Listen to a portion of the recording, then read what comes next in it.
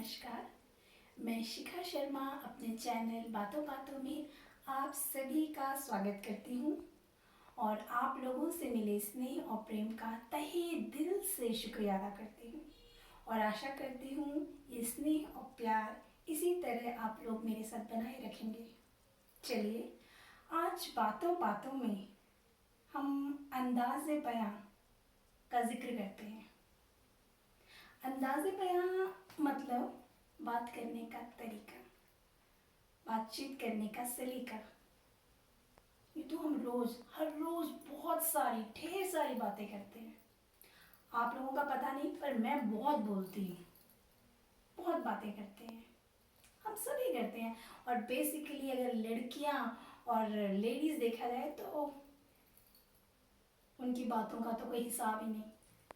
पर क्या कभी आपने सोचा है, क्या ध्यान दिया है कि हम बातों बातों में कैसी बातें करते हैं? आज हम अंदाज़े बयां में इसी का जिक्र करेंगे कि इतनी अहम चीज़ जो हमारे दिनचर्या, जो हमारे डेली रूटीन की इतनी महत्वपूर्ण चीज़ है, उसके ऊपर हम कितना ध्यान देते हैं, कितनी तवज्जो रखते हैं उसके बारे में। हम बातचीत कैसी हो, बातचीत कैसी हो, आप बताइए कैसी हो? आप कैसी बातचीत सुनना और करना पसंद करेंगे? आपको उस तरह के शब्द, उस तरह की वाणी, उस तरह की वॉइस का इस्तेमाल करना है जो सामने वाला उस तरह की जब आपके साथ बातें करे तो उसको आप स्वीकार कर सके। जो शब्द आप दूसरे के लिए इस्तेमाल कर रहे हैं बोलचाल में, बातों में, अगर वही शब्द लौट के आपके पास आते हैं तो क्या आप उन्हें सहृदय स्वीकार कर सकते हैं? क्या आप उन शब्दों के लिए तैयार हैं? क्योंकि देखिए बोलचाल जो है, बातचीत है, वो अकेले तो नहीं की जाती।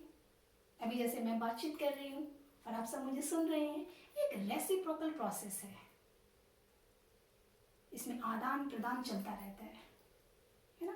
जब आया है तो जाएगा और गया है तो वो आएगा। शब्दों की बात हो रही है यहाँ पे।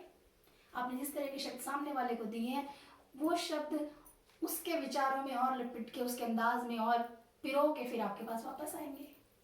इसलिए आपको उसी तरह की शब्द और शब्दावली का इस्तेमाल करना है जो आपको खुद सुनने में अच्छे लगे।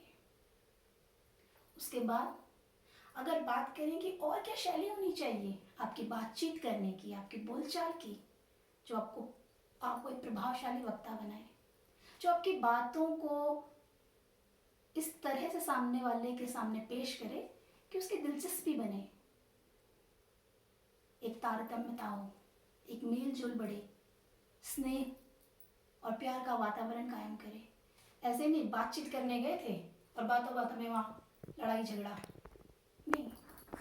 आपकी बातें किस तरह की होनी चाहिए, ये आपके ऊपर निर्भर करता है कि आप जब बात करें तो वो बात शूल बने या फूल।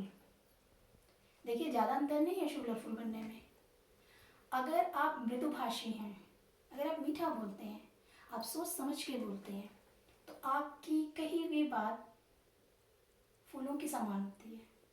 आप फूल तो लेके बैठे नहीं हैं, आप हर किसी को फूल देते रहेंगे, पर शब्द इस तरह से चुने जाएं, उन्हें इस तरह से प्यार की लड़ियों में पिरोया जाए और इस तरह से बातचीत सामने वाले के साथ की जाए कि उसे ऐसा एहसास हो कि कितनी कोमल, कितनी मृदु भाषा का इस्तेमाल किया जा रहा है, कितना स्नेह है इन बातों में।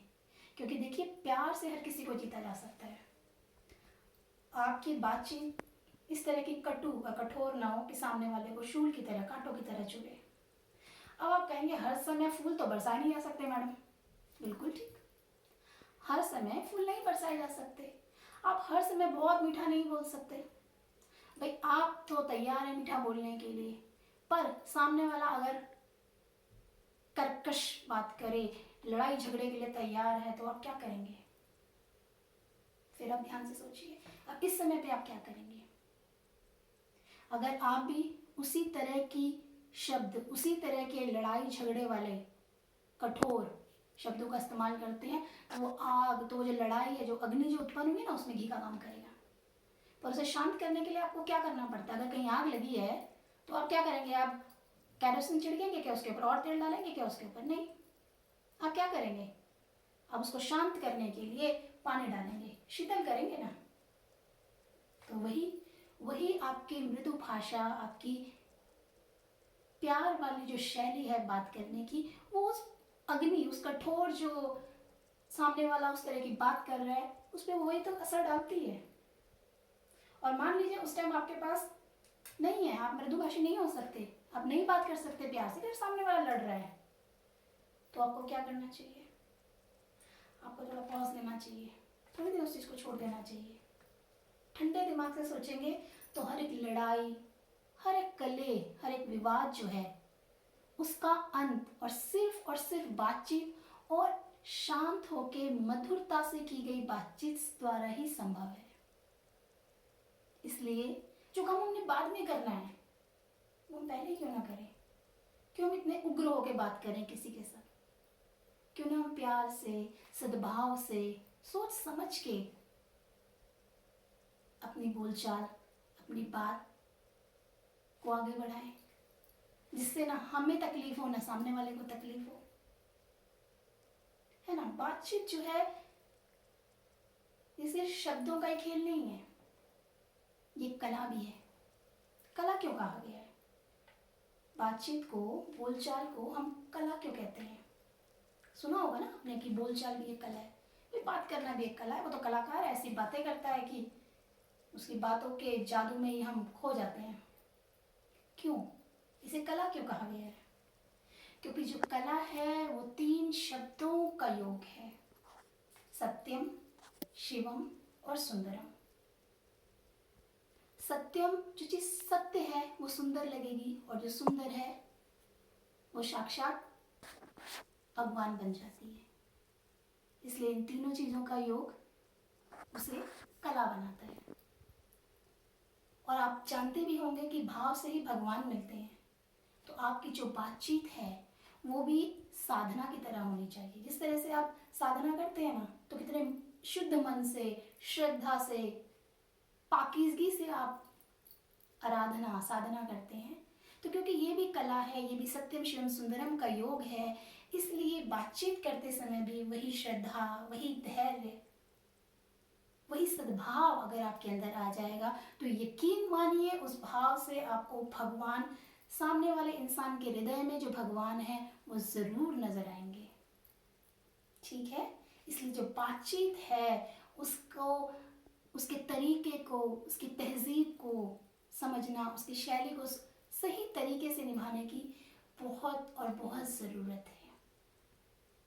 इसीलिए एक दोहा मुझे याद आता है जो मेरी इस कही हुई बातों को चरितार्थ करता है। आपने सुना होगा, बहुत ही सुप्रसिद्ध है। ऐसी बाणी बोलिए मन का आपा खोए, औरों को शीतल करे आपहु शीतल होए। कि हमें इस तरह की वाणी का इस्तेमाल करना चाहिए, हमें इस तरह से बोलना चाहिए जो सामने वाले के मन को शीतल करे और साथ ही साथ आपके मन में भी सुकून को पैदा करे। और इस तरह से की गई बात हमेशा प्यार, श्रद्धा और ममता को बनाए रखती है और आपकी बातचीत करने की शैली को सभ्य बनाती है। इसीलिए अगली बार बातचीत करते समय आप इन बातों का ज़रूर ध्यान रखिएगा और फिर इसका जादू आप खुद ही देखेंगे। वो किसी को बताने की ज़रूरत नहीं है, आप खुद महसूस करेंगे उस जादूगरी को। तो इसी के साथ मैं शिखा शर्मा आपसे विदा लेती हूँ और जल्द ही मिलूंगी अपने नए अंदाज के साथ। आशा करती हूँ इस वीडियो को आप ज़्यादा से ज़्यादा लाइक करेंगे, शेयर करेंगे और बेल आइकन को दबाना कभी न भूलें। Have a nice day. Thank you so much. Bye bye. अलविदा। शब बखैर।